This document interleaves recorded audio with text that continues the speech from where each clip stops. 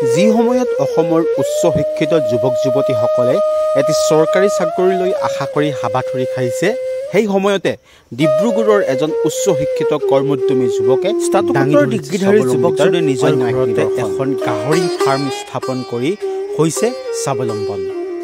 চৰকাৰী চাকৰি নকৰিলেও সুন্দৰকৈ জীৱন সজাব পাৰি, তাৰেই উদাহৰণ দাঙি ধৰিছে এইগৰাকী উচ্চ শিক্ষিত যুৱকে। ডিব্ৰুগড় জিলাৰ সমীপৰ খোৱাং বাঘতলী পথাৰ গাঁৱৰ অতুল দিহিঙীয়া নামৰ যুৱকজনে চাকৰিমুখী নহৈ নিজা চেষ্টাৰে ব্যৱসায়িক ভিত্তিত পালন কৰিছে এতিয়া গাহৰি।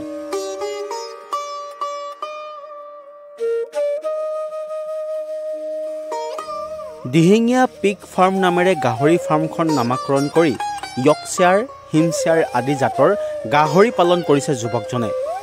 বিজনেছ এডমিনিষ্ট্ৰেশ্যন বিভাগত স্নাতকোত্তৰ ডিগ্ৰীধাৰী যুৱকজনৰ গাহৰি ফাৰ্মখনত বৰ্তমান সৰু ডাঙৰ মিলাই অৰ্ধশতাধিক গাহৰি আছে।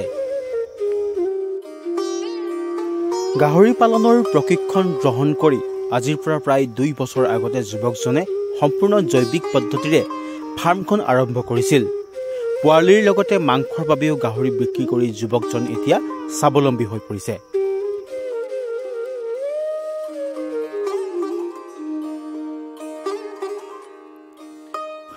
অসমীয়া ভাষাত আমাৰ এটা কথা কয় ন, যে অসমীয়া মানুহে ব্যৱসায় কৰিব নোৱাৰে, অকল চাকৰিয়ে কৰিব লাগে, বা আমাৰ মা দেউতায়ো কয় যে চাকৰি কৰ, চাকৰি নহ'লে মানে চিকিউৰিটি এটা নাথাকে।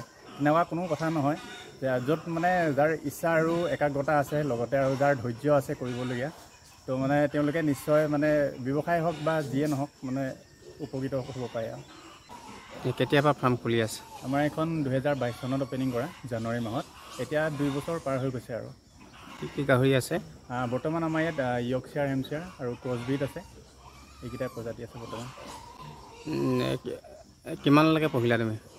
মই মাষ্টাৰ ডিগ্ৰী কৰা, 2021 পাছ আউট হয়। বৰ্তমান আমাৰ পিকলেট 40+ আছে আৰু ডাঙৰ গাহৰি 20 মান আছে। আৰু নিবনুৱাসকলক কি ক'বা তুমি?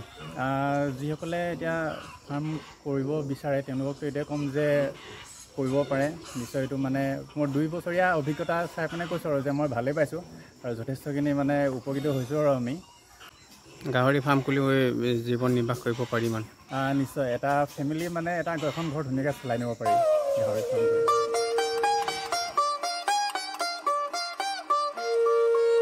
গাহৰি পালনেৰে স্বাৱলম্বী হোৱা যুৱকজনক এই ক্ষেত্ৰত সহায় কৰি আহিছে তেওঁৰ পিতৃ সুশীল দিহিঙীয়ে।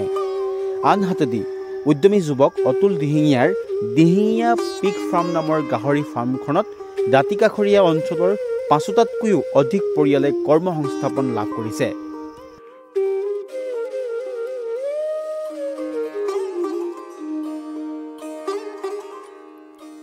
ডিব্ৰুগড়ৰ পৰা ৰক্তিম দাসৰ প্ৰতিবেদন, লোকেল 18।